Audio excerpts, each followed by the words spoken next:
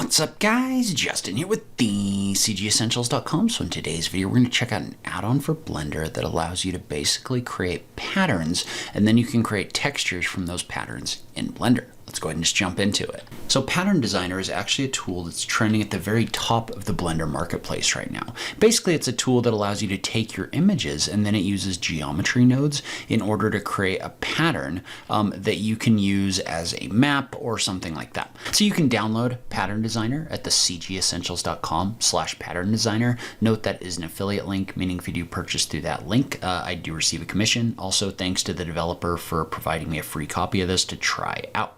But basically what this is a node setup. So it's not necessarily an add-on, though there is an add-on that's kind of built into this, or that comes along with this thing that we'll take a look at. But this is more of a tool that helps you design these patterns. And so let's go ahead and let's start by opening up the example file that comes along with this.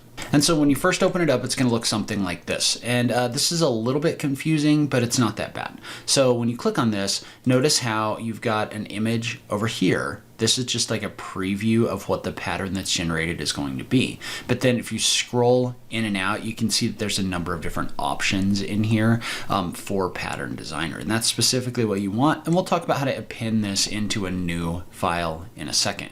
But first, let's take a look at what this does. So this basically has a couple different outputs. It's got a kaleidoscope output and a square output.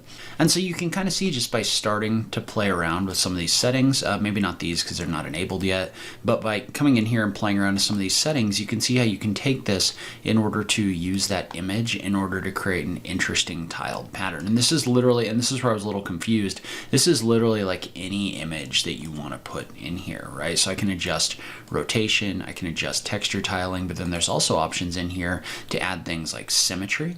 And so when you add symmetry, notice what you can do is you can use this in order to basically make a symmetrical piece. But you can also do like an X mirror, which is basically going to allow you to mirror this across the middle right here. So it's got this kind of like kaleidoscope effect, which is actually kind of interesting. But let's take a look at a more practical example real quick. So notice how down below there's an option for change your image here. And so what you do is you load in your own image. And so let's say I wanted to use like a brick texture or something like that. So I've got a brick wall 006. Let's go with something that's 4K. Maybe this is 005. And so I've got the different maps in here. Well, let's take one of these maps and let's actually create a pattern with it. So I'm going to drop the diffuse map of a brick material in here, just like this. And so when you bring this in, depending on if you have the kaleidoscope or the square in here, you're going to get different results.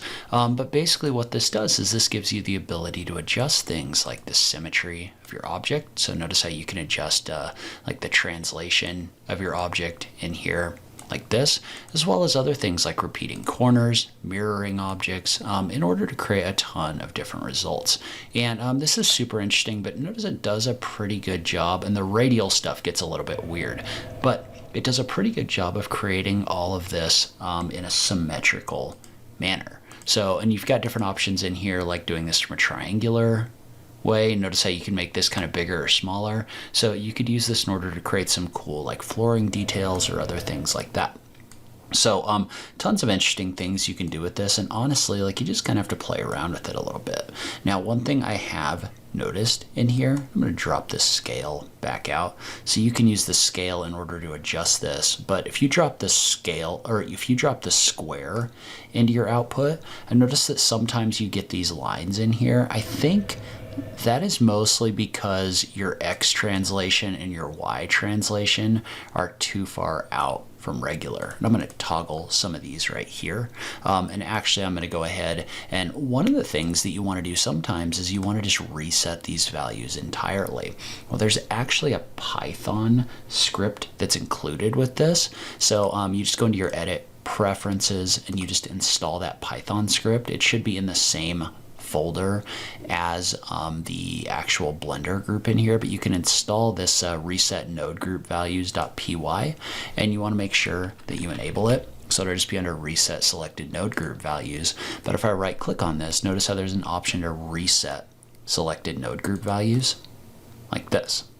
And so one of the things I've found is you do kind of get results like this every now and then, which isn't ideal. Usually that has to do with your X and Y translation, right? So in this situation, if I check the box for symmetry, that'll go away. But notice how if you do this too far on your X and Y direction, you start getting these weird distortions. So usually if you play around with your X and Y translations in here, you can fix this kind of like stretching. That's usually what this is related to. All right, so let's say we created something like this. And so kind of a more complex texture right here. But the cool thing about this is what you're going to do is you're going to take this and you're going to render it out. And this is already kind of preset to do that. One thing that you're going to want to do is you're going to want to upscale your resolution when you do this. But when I render this out, I'm going to render it up to like 200%. Then I'm just going to hit F12 to render it. What this is going to do is this is going to render this file, and this is going to take a minute because it's going to come in here and it's going to use cycles in order to render this. But notice how it's giving you basically a detailed diffuse map in here, and it does a really good job of stitching these together, by the way. Like there's no seams or anything like that, which is pretty cool. So it does a pretty good job. But we're going to take this image, we're going to render it out, and we're going to save it, and then we can apply it as a texture to another model. And so when you're done, you can just go to Image, Save As.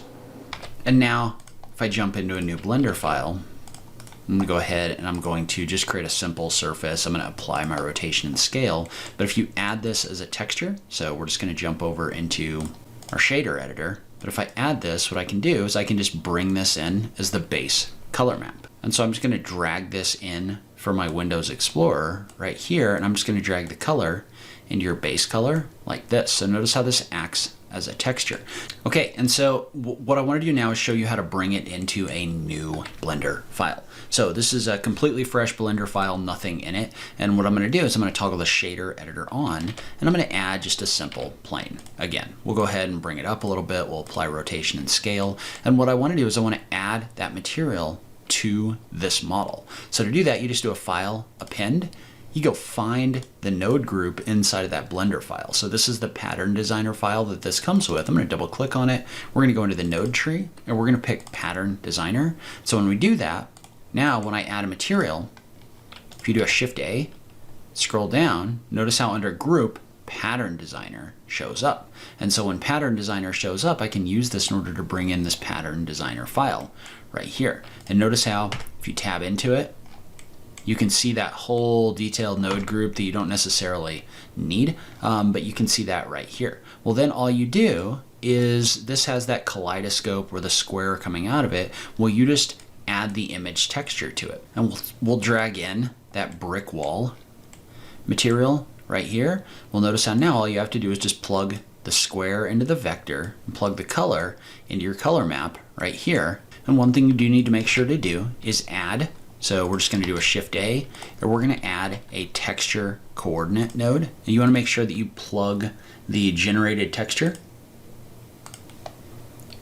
into the vector right here so that this is actually going to show up. But now you can see how your pattern designer stuff is going to show up in here. Well, the cool thing about this is notice how I have a normal map, a displacement, and a roughness. Well, I can drag those in as well. So I'm just going to drag my roughness right here. I'm going to drag my displacement down here, and you're just going to plug this same thing into those. So into the vector right here, and then you can plug your color into your roughness right here. And I think you may need to set this to non-color data like this. But what it's going to do is it's going to plug that same map in here so that you get that kind of like realistic you get that realistic reflection effect. But then we're going to do the same thing with our displacement down here. But for this one, we're going to drag in a displacement height node right here. We're going to plug the displacement into our final result like this. Now, we need to make sure that we're in cycles for our rendered mode. Then we want to scroll down and we want to make sure that our displacement settings are set to displacement and bump. Or in this case, I'm going to do displacement only. But now if I was to render this, notice how I'm getting displacement in here. Now what we do need to do is we do need to add some subdivision to this object. I'm going to do a GC, right here, there's not enough detail for this to actually displace this. So what we're going to do is we're going to go into our cycles feature set, turn on experimental mode, and we're going to add a subdivision surface modifier under generate. Set it to simple and set it to adaptive subdivision. Notice how when we set it to adaptive subdivision, what's going to happen is this is going to come in here and it's going to subdivide your object. Now, typically I like to tab into edit mode and do a subdivide a little bit just so we've got some initial geometric detail to work with. But then within our displacement settings, we can bring our scale down like this. And notice how we start getting the displacement in here,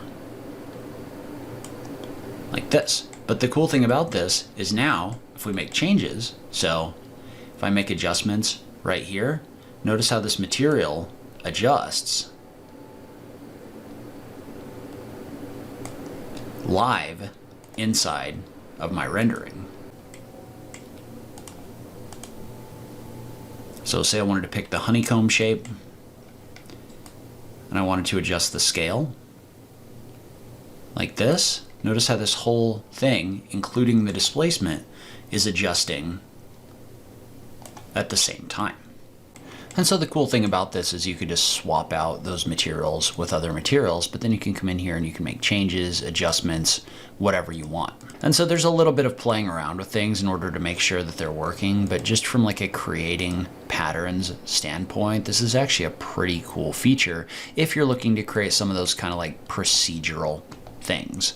So he does also have kind of an interesting animation driver tool that comes along with this. And basically what you can do is you can plug this in to any of these settings or multiple settings if you wanted to. So like, for example, if you wanted like a linear scale animation where things get bigger, notice how I'm just going to plug this into the scale right here, and you can adjust the speed on that.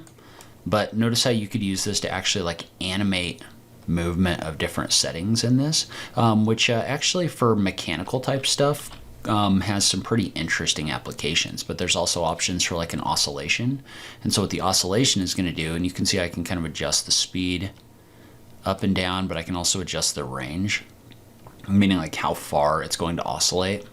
But notice how you could adjust this to create really interesting animations. And then the random does exactly what it sounds like. It just kind of like randomly applies values in here.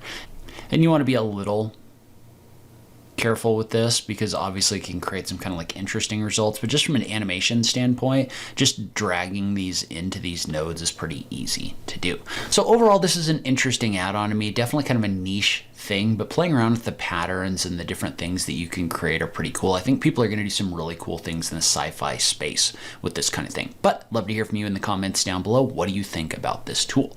As always, thank you so much for taking the time to watch this, and I'll catch you in the next video. Thanks, guys.